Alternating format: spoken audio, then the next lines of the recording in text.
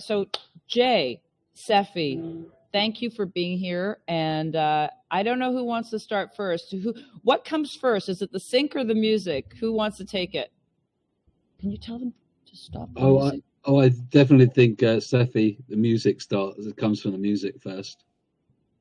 Well, it comes from the story, right? It comes from what music do we need? You know, what story are we telling? And that kind of informs the story informs the music, and the music informs the picture, and that informs, you know, how it's created to picture or synced to picture. So I would say we start with the story. And how does the syncing and in terms of like, if we get like, because you know, I'm a musician as well as, and then we're talking to animators or musicians and whoever else is in the creative world here. So that creative process, you know, comes either from a song that you write or a song that someone wants you to write for a TV show or for a cartoon and so on. Yeah. Like when you and Jay, if Jay or Sefi, if you can explain a little bit about how you guys, what happens? Does Sefi say, I have an idea? Or does Jay say, I got a job? It's like, how does that work? Well, it's kind of, you know, Sefi's, the way that we work is kind of different, because Sefi's kind of got his own thing going on with soundtrack creation. He's got a lot of people working for him. He's got about 14 composers. So a lot of the times the jobs that he's getting himself. But if we were to try to look at what I do as a living in a different way, yeah, I either get the jobs via music supervisors or you know, directors or people generally needing music, and then I would farm it out to my composers and say, hey, you know, can anybody do this job? Is it in your wheelhouse? Would you like to do it?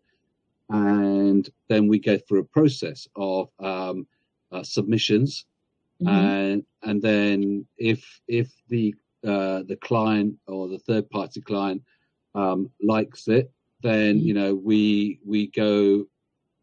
sort of like go more into that, trying to get that job, and then we concentrate on that.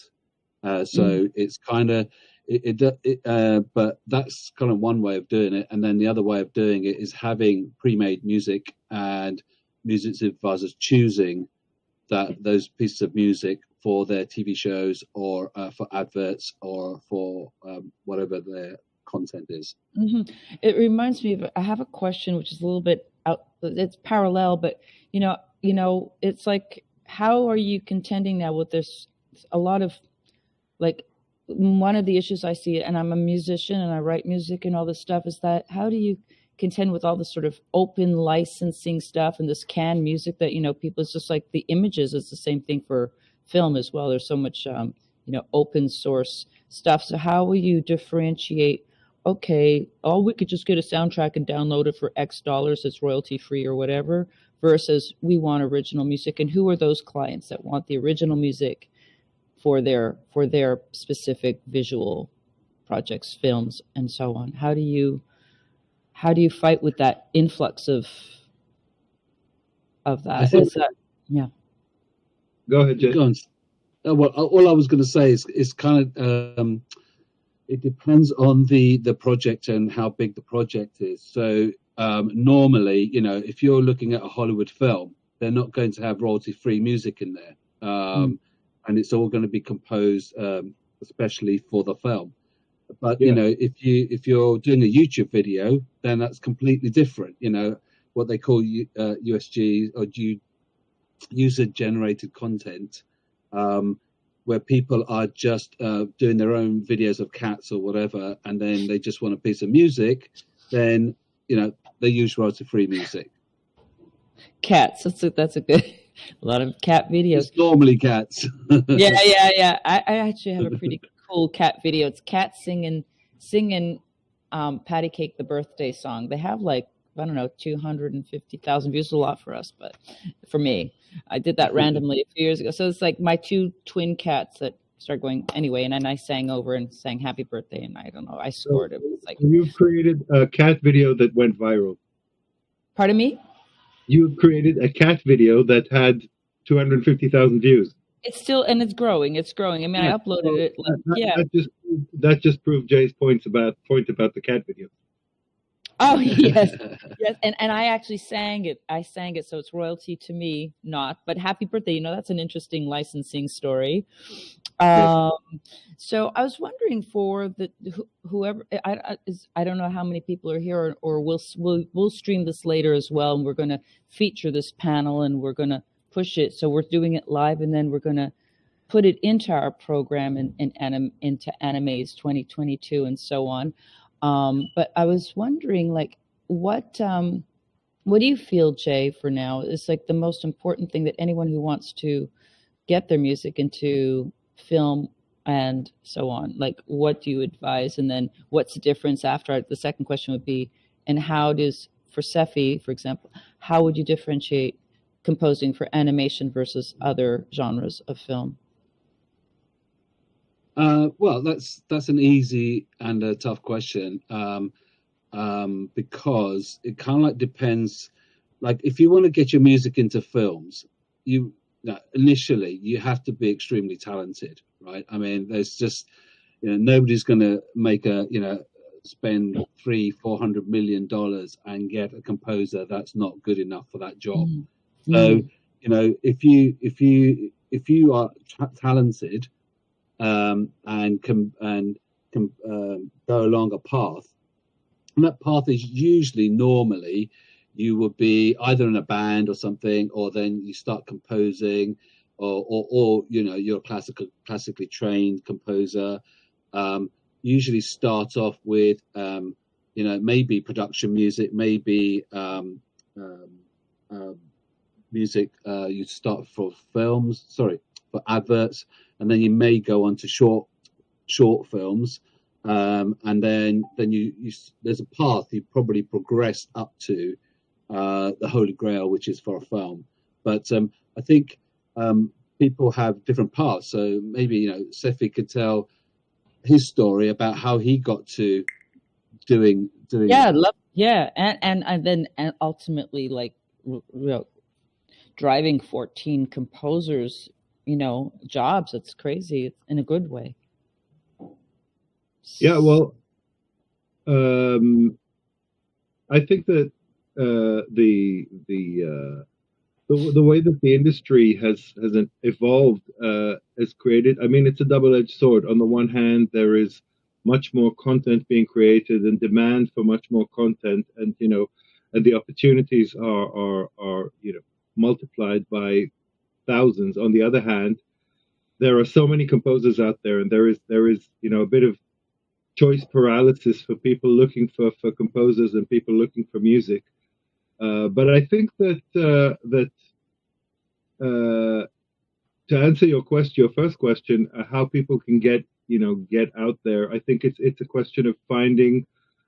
I think it starts from creating something that I think quality rises to the top, and I think if it's good, and they create something that has true, uniqueness, and is not just trying to be a copy of other things, and is real, and they put it out there, and they find the right platform, then they can make a difference and start blazing their trail.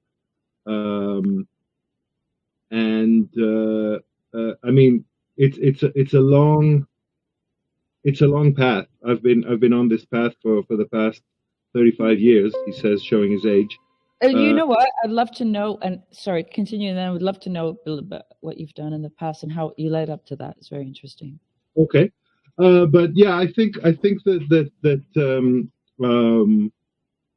I mean, one of the things that we're doing right now is creating a new platform that is very much trying to address that question of how composers, singers, songwriters, and bands from all over the world can get their music heard. It's a Web3 platform called Spheretrax that that we are putting together. Jay's helping me with that actually, and it is a search engine for finding music for people who are creating films, TV, advertising, trailers, games. So the creators of those art forms and ways of storytelling can find musicians from all over the world on that platform. And that is a very creative friendly platform where the creators, the bands, the singers, the songwriters get the majority of the revenue from the sync licenses. So Spheretrax.com, to all you composers out there, go and submit your music. It's live. We're onboarding composers. Fantastic. So this is kind of your thing, like what we're doing here with the I Feel and the Animaze. So this is kind of going down. It's a bit synergistic with that. Absolutely. Oh, I'm so excited. You know, I breathe such a sigh of relief, I have to tell you. Thank God. We'll have a lot more to talk about when I see you again, all of you in person as well, because I'm really, really excited and it's thrilling. And I wear a few hats here. I'll just interject a little bit and just like, this is just a regular conversation, but you know, music is my first, it's where I'm in my element when it's not, when it's happening, I'm in my element. And, you know, it would be really interesting to see how is there, because, you know, that's sort of the old dinosaur major label thing and, you know, trying to get that record deal and all that those days are kind of over, kind of. So do you feel that this new open source of the Web 3.0 and the new way of licensing music is the path to, or the beginning of, or the continuation of what is or is not the democratization of music and composers and the fairness of the market in a way? And it's maybe sorry. Absolutely. I think that, well, I think, you know, there is still a long way to go in terms of what streaming platforms are paying musicians, and you know those deals need to be adjusted so that musicians need to get paid fairly when music is streamed on the various platforms. But I think that I actually think that Web3 is a very big revolution waiting to happen, because in Web 1 and Web 2, any type of digital creation where somebody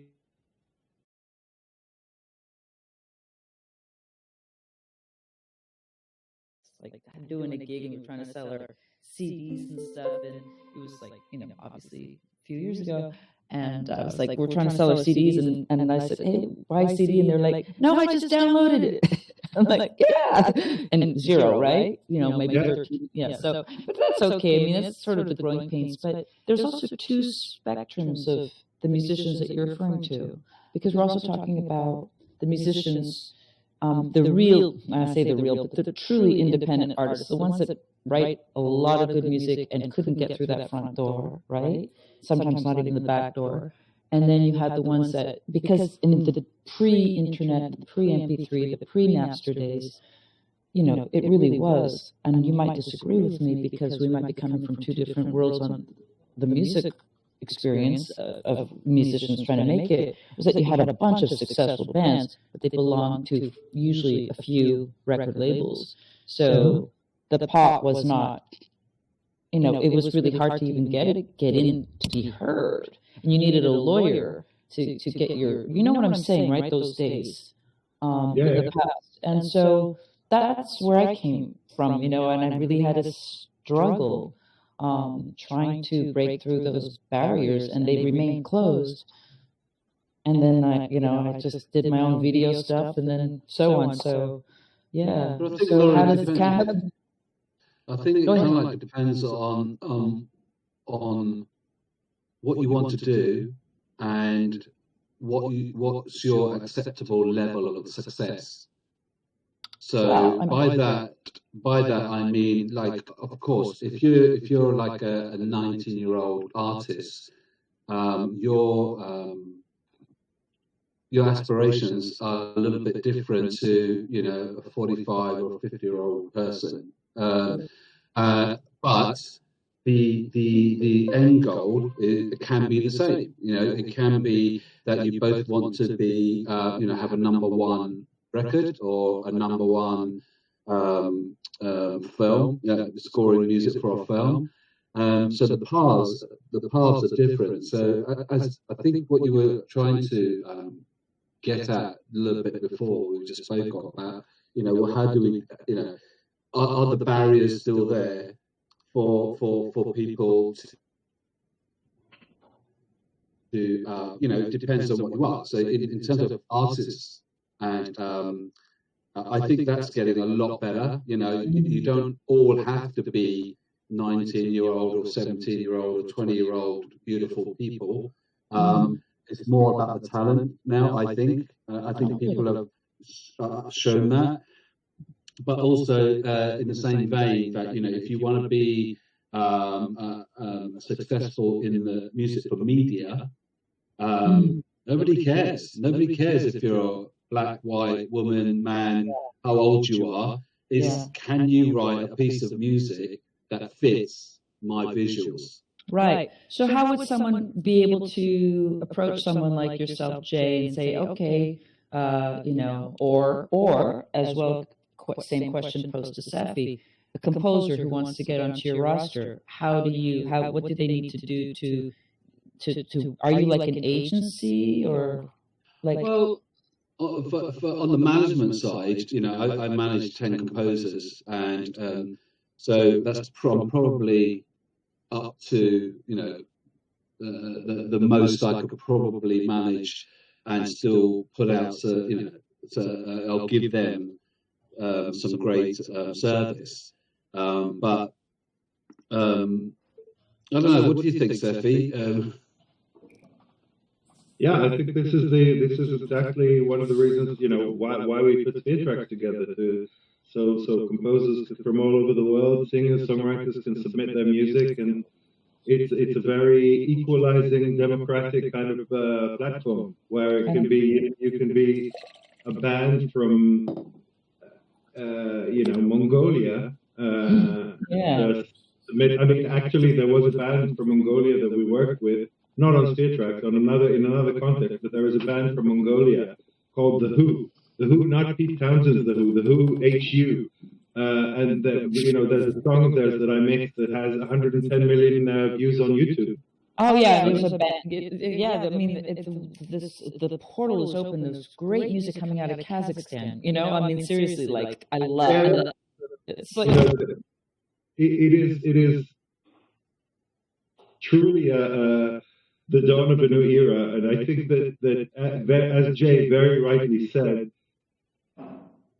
as opposed to the ethos of, okay, you want to be a musician, so you need to be, you know, you need to look like Ken or Barbie and be 19 and have, you know, this whole set of assets. If you're looking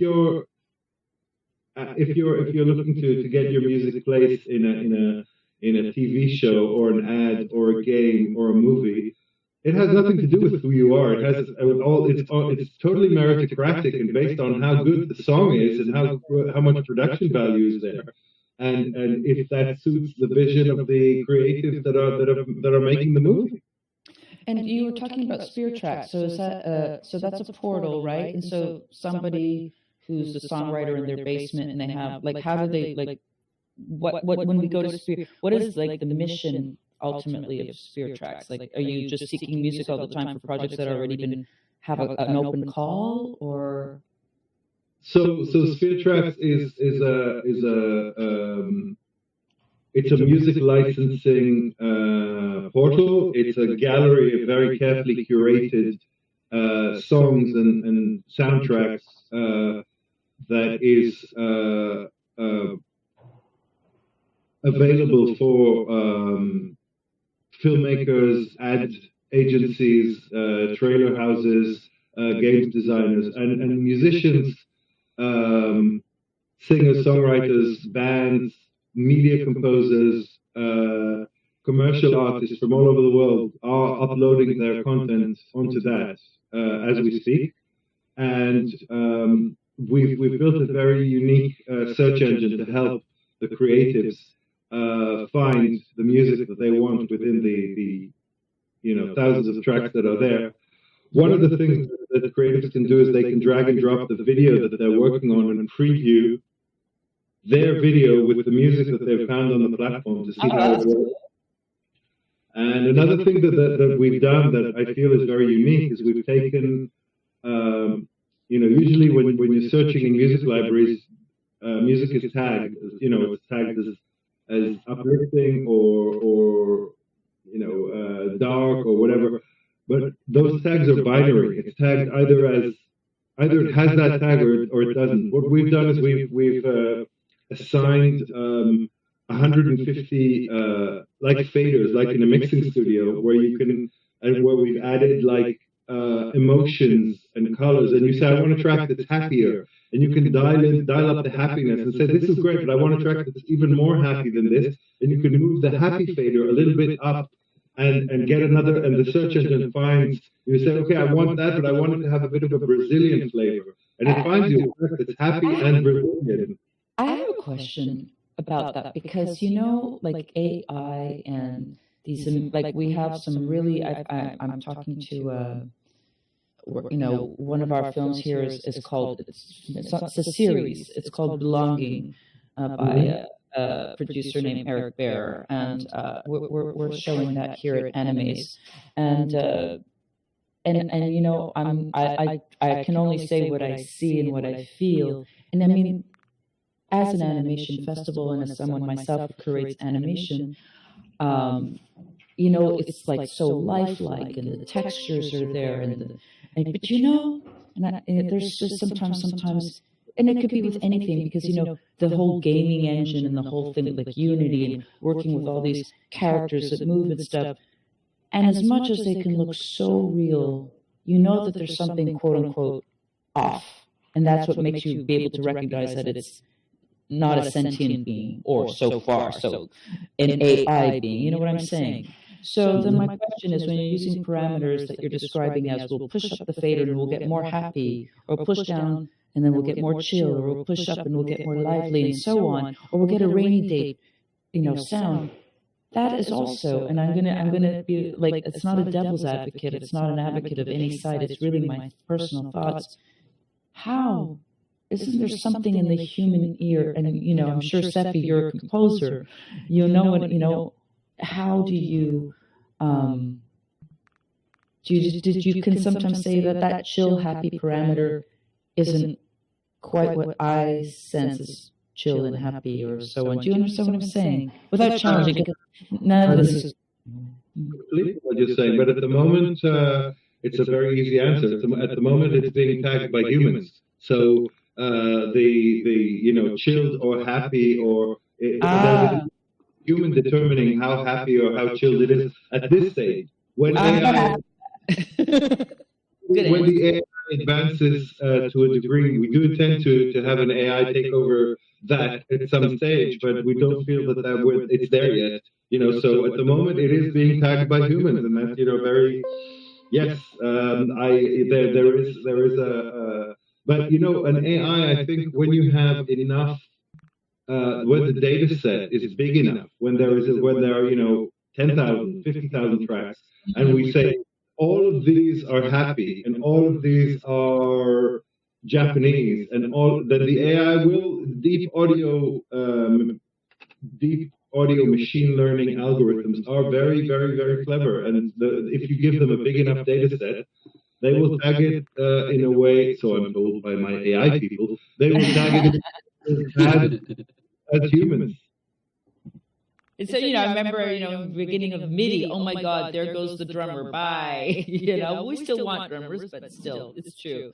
But, that's, so that's really cool. I would love it if, Sefi, you could tell us a little bit what you actually, yourself, are you still composing? Oh, yeah, I'm very much still composing. finishing delivery on a big animation film, feature film. That is, I can't. You can't tell us about it because it's not out yet, and I'm signed on very strong NDAs. What I can tell you about it is that it's a very female empowering story. The heroine in it is a young female that undergoes a very serious ordeal, but she pulls through and saves herself and other female victims of this ordeal. And this is has been a very interesting journey because the characters in this movie are, some of the characters are Middle Eastern, some are Chinese, some are African, and some are European. And it's a fairy tale fantasy, but the music travels to all of these places, and we've had amazing fun recording Turkish percussionists and Middle Eastern strings from the north of Israel, and amazing duduk player from Egypt, an amazing native player from Lebanon, and a tuba player from Macedonia. So we wanted these various flavors. African percussion ensemble from Ghana. And we wanted these various flavors and the kind of the music to travel through these various locations and to fit these different characters. So we went to the real thing, to the real musicians from these locales and brought that into the picture together with electronic music, together with a lot of wonderful Western musician like Richard Harwood, the primary cellist for the London Royal Philharmonic, and Dimitri van Zwanenburg, a great Dutch violinist. So we've had a lot of fun with that. Could you say a little bit about what has been released in the what have you worked in? We say that you've worked on that's led up to what you cannot talk about for the moment. What have you done? So it's interesting for us to know a little bit more about Sefi the composer and your history a little bit. Did you start in electronic music and so on, or? Well, I started in the 80s with electronic music. I mean, electronic music came out, and suddenly there were bands out there where there were these sounds that I've never heard before, and it was like, wow, what is that sound?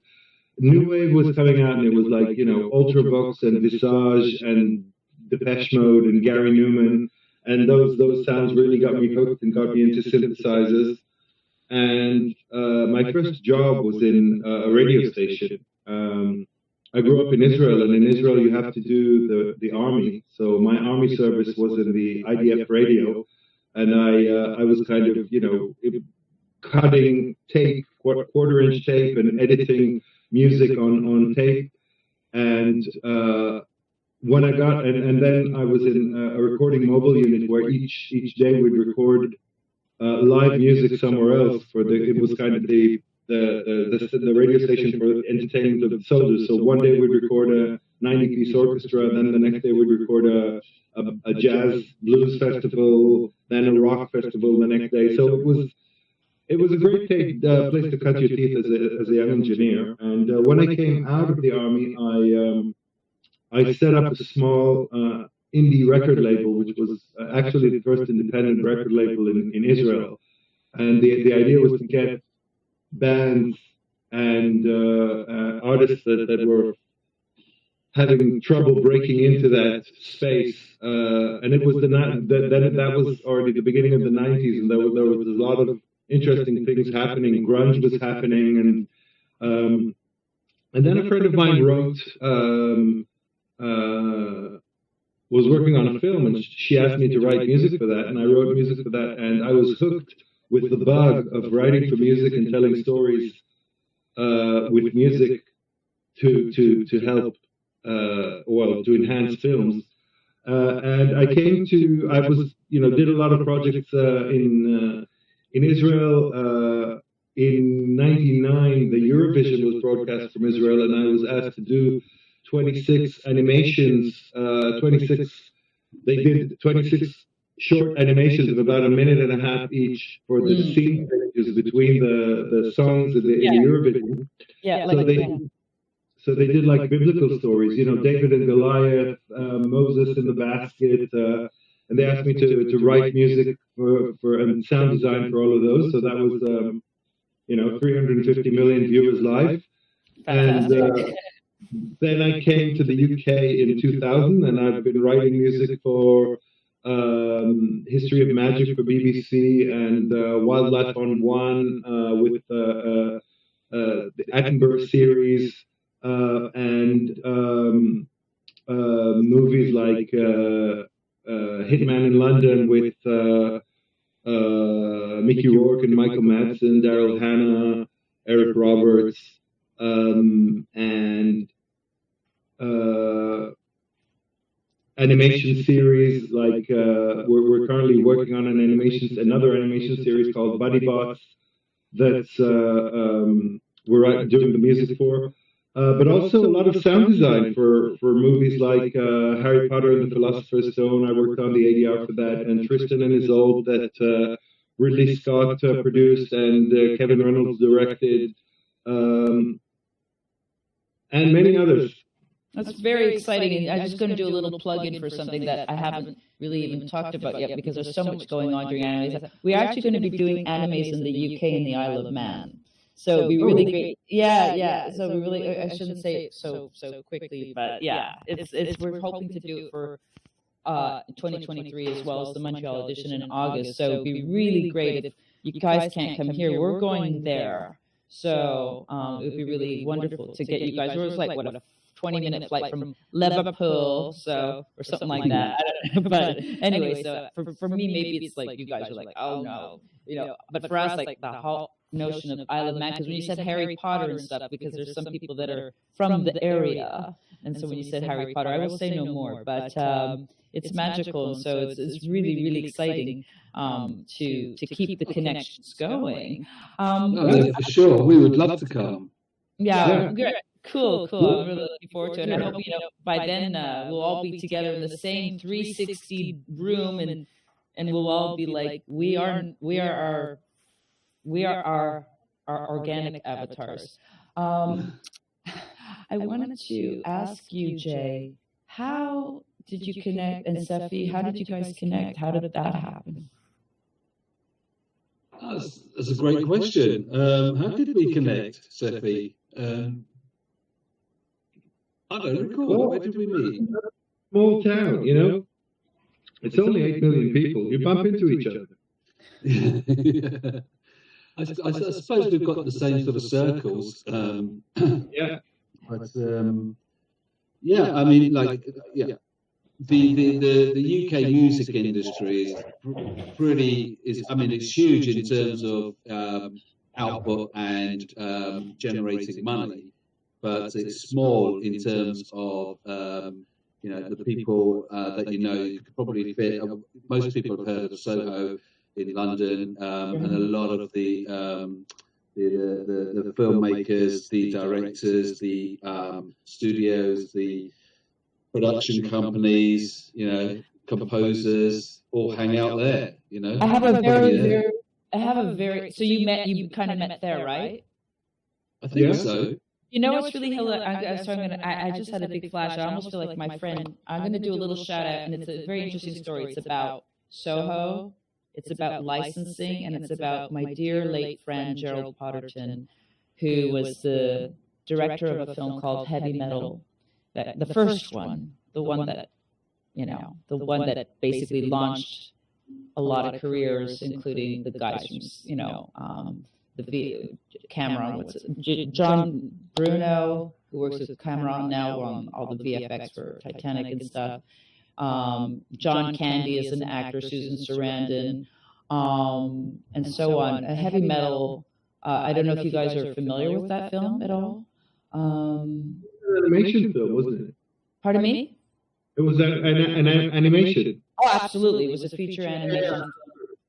And it was based, it was, Ivan Reitman, who did like Ghostbusters, and he became like one of the big producers in Hollywood. He recently passed away as well. It was one of his, I think, a very ambitious project. I don't think he had an idea what he was getting into, but it ended up, it still holds ground today. In fact, it's more relevant, it seems, when you watch it every time. And so Gerald basically, he was the director of this, but he basically managed many teams of animators worldwide. This is it was released in 81, and it came out, it was probably in production, in 87, and maybe, not even a year, and then they launched it. And but there's a really funny, so basically South Park did a whole half-hour series dedicated to heavy metal. That's how powerful this film really, and how it deeply affected the animation community and the industry. But there's a very funny story, and you'll like this one, I think, so it was released, and it was this kind of fantastic film, and then it just died. And why did it die, Jay? You'll love this one. You want to know why it died, Jay? Or are we there? Yeah. Okay. Basically, they didn't. They used all the latest hits, literally all the latest radio hits for the film. But guess what they didn't do? They didn't get they didn't license them. Oh dear. And the film got blocked. So after all that effort, now it's a cult hit. But it didn't do this in the theaters because, I mean, you've got like, I don't even know who's on that soundtrack, but I mean, it's like the who's who of the hits of the 80, 81 heavy metal hits. I don't know if it was AC/DC or whoever was huge then, and all those radio hits that you turn on and you couldn't stop listening to because they kept being flooded. All of those hits were on this movie, and they said, hey, but you guys didn't get your license stuff, so we're going to block your film. Too bad. And so that's the story of heavy metal. So it's a pretty interesting story about the history of what not to do in licensing music for film. Yeah, I think it's always a danger because people start making films or animation or whatever and always think, oh well, we can't do this. We can't have a Bon Jovi track in there or an Iron Maiden track. The licensing is an issue, of course, because it makes the creation of the film very, very expensive. But there's other ways of doing it, and sometimes if you go to like a music supervisor, they might be able to help you because it's kind of like their job to kind of depends on what sort of music supervision they do. But if they work in film, they'll know how to license, and also more importantly, they'll know who to talk to because they're say for example Sony or Universal. They're huge companies, and they don't have. If you go to their website, they don't have a. Hey, if you want to license this track, contact me. They just have like generic email addresses. But if you get some good people in, they can help you a lot with the license side. And it's expensive, yes, it's tough, but in this case, if they'd done that in the beginning, perhaps then it would have been a much bigger hit than it was. Well, and it was certainly, it was in like the pre, because it's actually much easier now to get a license than it was before, in my opinion. That's experience I've had. Doing work. It can be. It depends on who you're dealing with. Yeah, and it depends on the song, right? It's just, and then just one question about then what about the market for remakes? Like, so, okay, I want it to sound like this, but that's too expensive. We'll do it ourselves. Is that always possible, or is that also an issue? Well, yeah. It depends on whether it's a remix or if it's a cover, or if it's a reimagined. They're very different. Like a straight cover, then you still have to you'll own the master rights because as long as you've recorded it and used your equipment to record the song, then you'll own the master rights, but you still have to get the publishing rights cleared. Right. But if it's a remix, a reimagined, or you only using some of the lyrics or some of the melody, you need to get to say, okay, this is 20% of it is the original and 80% of it is new, and then they work it out like that. So it's actually more complicated. And if it becomes a real, then there'll be a big court case because somebody will say, hang on, I'm not getting enough money here. So this is why it's always best to get it all sorted out before you release anything. Absolutely. Get it sorted out.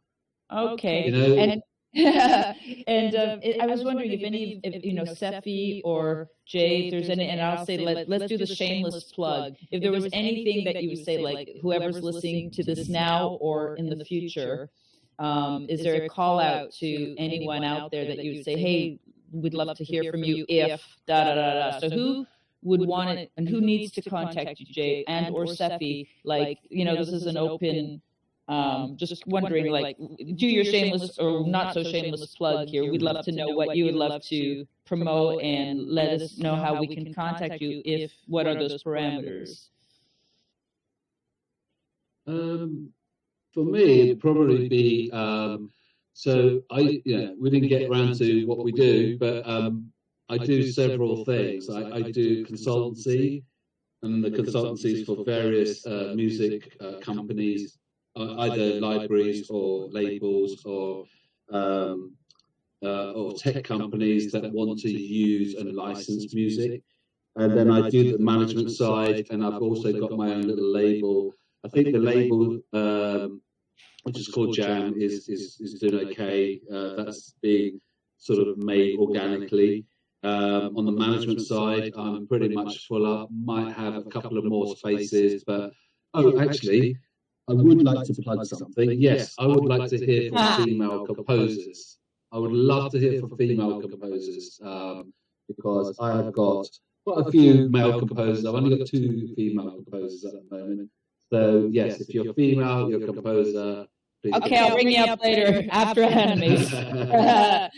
And then on the other side, on the consultancy side, look, anybody who just needs a bit of help if you've got a library that's doing okay, but you're not quite sure where to go, if there needs to be any changes, I do a lot of business development for companies.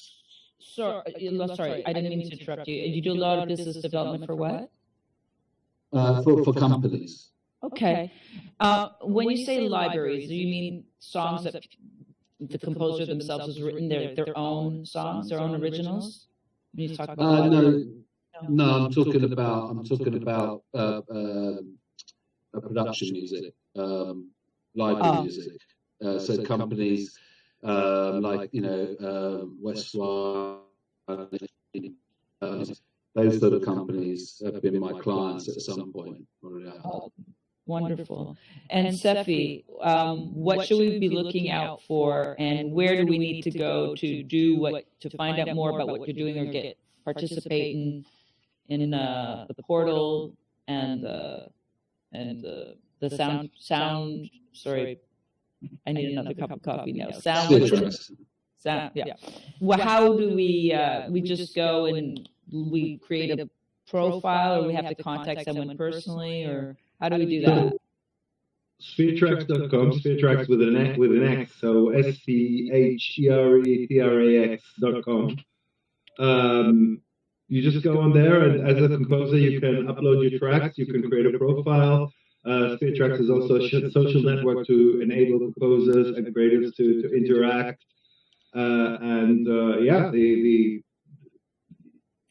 Any creator, any band, any singer-songwriter from anywhere in the world can upload their music, and if it's good, it'll get on. Hey. Cool. And I'll just wrap it up slowly. I don't know if there's anything that I've forgotten or anything else, Jay or Sefi, that you were like, I really wanted to say that, and you please feel ahead, or to go ahead, feel free. So if not, well, I do. I want to thank. First, I want to say, first of all, thanks to everybody who's been. It's awesome. I mean, the I Feel team. I wish you guys were here, in fact, and I really hope that you can also, Jay and Sefi and anyone who's out there who, because the experience that I have here in person with the whole team from I Feel and everybody who's making the festival happen, whether it's coffee, or cleaning up spilled coffee, that I do that too.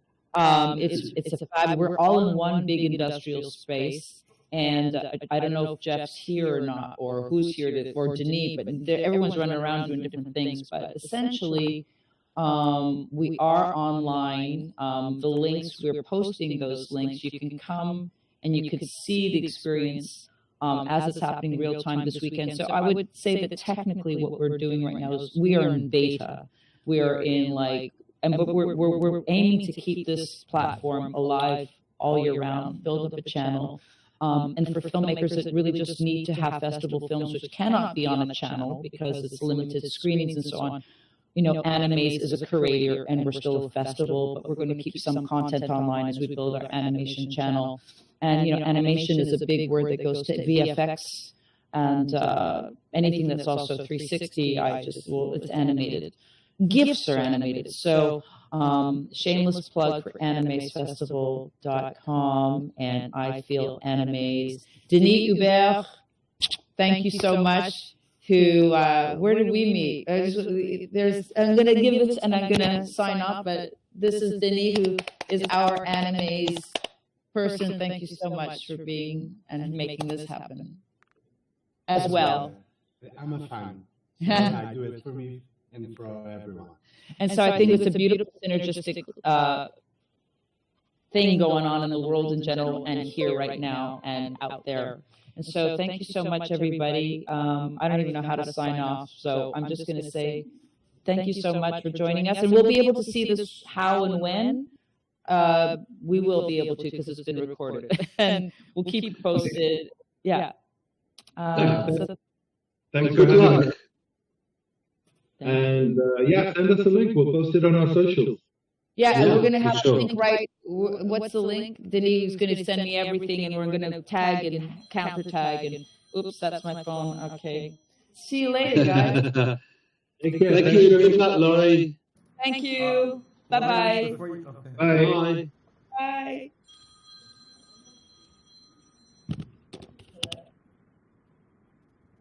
Damn. Yeah.